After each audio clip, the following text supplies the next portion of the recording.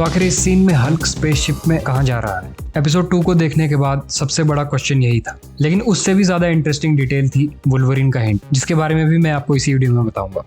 कैसे दोस्तों, welcome to explanation. She Hulk episode 2 की स्टार्टिंग में हमें पता चलता है कि ये कैरेक्टर जिसका नाम टाइटेनिया है वो एक super human social media influencer है। फिर हमें ये दिखता है कि जेनिफर वॉल्टर्स के हल्क को शी हल्क का नाम दे दिया गया है। उसके बाद इस सीन में हमने ये देखा कि शी हल्क जैसे ही जेनिफर बनती है वो बेहोश हो जाती है, और ऐसा इसलिए हुआ था क्योंकि जब वो शी हल्क बनी थी तब वो अपनी फ्रेंड्स के साथ ड्रिंक्स पी रही और अल्कोहल का नशा शी हल्क पर काम नहीं करता। लेकिन जब वो वापस शी हल्क से जेनिफर बनती है तब उसे अल्कोहल नॉर्मल इंसान की तरह हिट करती है और वो अपना होश खोकर नीचे गिर जाती है। इसी सीन में जेनिफर का बॉस उसे नौकरी से निकाल देता है और बाद में हमें ये अमेजिंग सीन दिखता है जहां पर जेनिफर दूसरी लॉ फर्म में जॉब के लिए अप्लाई करती है। और अगर आप इसे ध्यान से देखोगे तो आपको बैकग्राउंड में दिखेगा कि कैसे वो अलग अलग तरह की लॉ फर्म्स में जाने के लिए अप्लाई करती है। वो इतनी डेस्परेट थी कि वो छोटी और बेकार लॉ फर्म्स में भी ट्राई करती है। बैकग्राउंड में सभी ऑफिस की धीरे धीरे क्वालिटी कम दिखाने का इनडायरेक्ट मतलब यही था ताकि वो जेनिफर का स्ट्रगल दिखा पाए। अगले सीन में जब वो लैपटॉप में जॉब ढूंढ रही थी तब हमें बहुत सी इंटरेस्टिंग डिटेल देखने को मिली। सबसे पहले सबसे ऊपर से शुरू करते हैं जहां पर लिखा था फाइंड एंटमैन, और एंटमैन का हिंट हमें पिछली MCU सीरीज मिस मार्वल में भी दिखा था जहां पर वो एक पॉडकास्ट चला रहा है।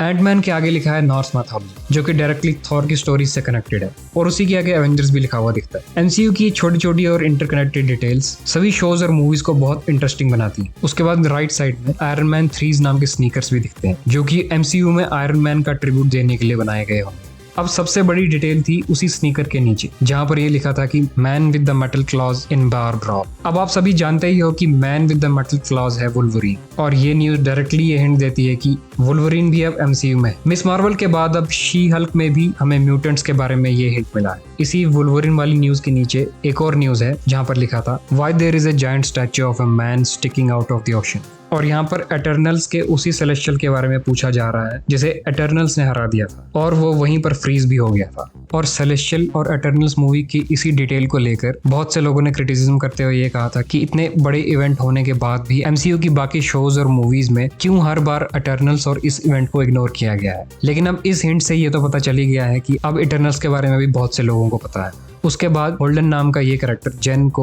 एक नई जॉब के लिए हायर करता है, एक GLKH नाम की कंपनी के लिए। इस GLKH की फुल फॉर्म इस शो में अभी तक नहीं बताई गई है, लेकिन इस शो के क्रिएटर्स ने मार्वल कॉमिक्स के क्रिएटर्स को एक ट्रिब्यूट देने के लिए यह नाम रखा गया है।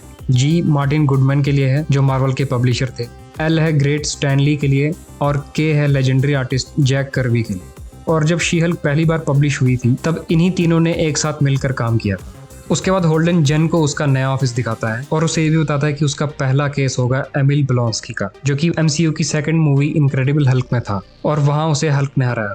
फिर जेन एमिल से मिलने जाती है जिसका दूसरा नाम एबोमिनेशन भी है। एबोमिनेशन को डैमेज कंट्रोल सुपरमैक्स प्रिजन में रखा गया है, और वहां पर एमिल जेन को ये बताता है कि वो अब एबोमिनेशन नहीं बनना चाहता, और साथ में ये भी बताता है कि उसे एबोमिनेशन गवर्नमेंट के ऑर्डर्स पे बनाया गया था ताकि वो हल्क को रोक पाए। लेकिन अल्टीमेटली लोगों ने उसे विलेन की तरह देखा और फिर उसे प्रिजन में भी डाल दिया गया। और इसी आर्ग्यूमेंट से जेन भी ये सोचने लगती है कि शायद वो उसकी मदद कर सकती है। हल्क भी पहले एक मॉन्स्टर की तरह ही देखा जाता था, मगर एवेंजर्स 1 के न्यूयॉर्क वाले बैटल के बाद पूरी दुनिया में हल्क को एक हीरो की तरह देखा जाने लगा। लेकिन एबोमिनेशन को हमेशा से ही एक इविल मॉन्स्टर की ही तरह देखा गया है और उसे कभी अच्छा बनने का चांस ही नहीं मिला। इससे हमें MCU की फेज 5 की मूवी थंडरबोल्ट्स का भी हिंट मिलता है। थंडरबोल्ट्स एक विलेन का ग्रुप है जो कि गवर्नमेंट के लिए काम करेंगे। ब्लैक पैंथर प्लॉट डिटेल्स वाली इस वीडियो में मैंने आपको इसी मूवी के बारे में और डिटेल में बताया था, और अब ऐसा लग रहा है कि शी हल्क कोर्ट में एबोमिनेशन को इनोसेंट प्रूव करेगी, और शायद एबोमिनेशन को इस शर्त पर बाहर किया जाएगा कि वो थंडरबोल्ट्स का पार्ट बनकर गवर्नमेंट के लिए काम करे। उसके बाद शो के एंड की तरफ जेन हल्क को ये बताती है कि वो एमिल का केस लड़ेगी,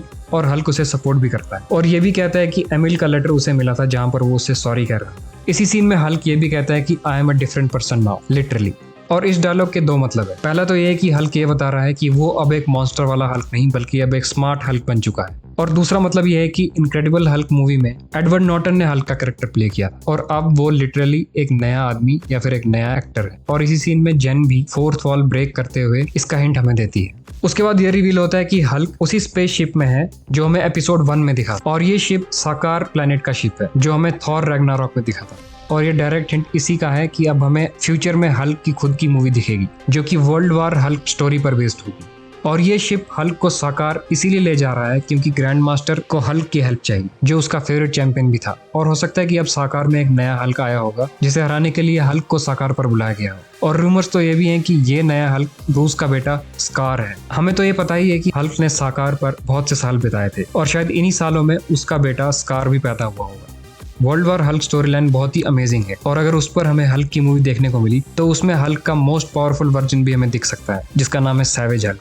वैसे भी हल्क के फैंस बहुत टाइम से नाराज चल रहे हैं क्योंकि MCU ने हल्क को एक पावरफुल बीस्ट से फनी कैरेक्टर बना दिया है। और अगर ये वर्ल्ड वॉर हल्क वाली मूवी आई तो शायद हल्क के डाई हार्ड फैंस के लिए ये एक बहुत स्पेशल मूवी रहेगी। एपिसोड 2 एंड होने से पहले हमें ये भी दिखता है कि जेन को ये पता चलता है कि अबोमिनेशन वोंग के साथ एक केज में फाइट कर रहा है और यही सेम सीन हमें शांग-ची मूवी में भी दिखा था, जिससे हमें ये पता चलता है कि शी हल्क की स्टोरी शांग-ची मूवी की स्टोरी के ही टाइम की है। और ट्रेलर में हमने ये भी देखा था कि वोंग भी इस सीरीज में होगा और वोंग ने अबोमिनेशन को अपने साथ क्यों लिया था उसके बारे में भी हमें इसी सीरीज में पता चलेगा। हो सकता है कि वोंग अब एपिसोड नंबर 3 में हमें दिखे। इन 2 एपिसोड्स ने शो को बहुत ही अच्छा स्टार्ट दिया है और अभी तो इसमें डेयरडेविल का कैमियो भी बचा हुआ है। आपको ये एपिसोड कैसा लगा मुझे कमेंट्स में बताओ। तो आज की वीडियो में इतना ही दोस्तों।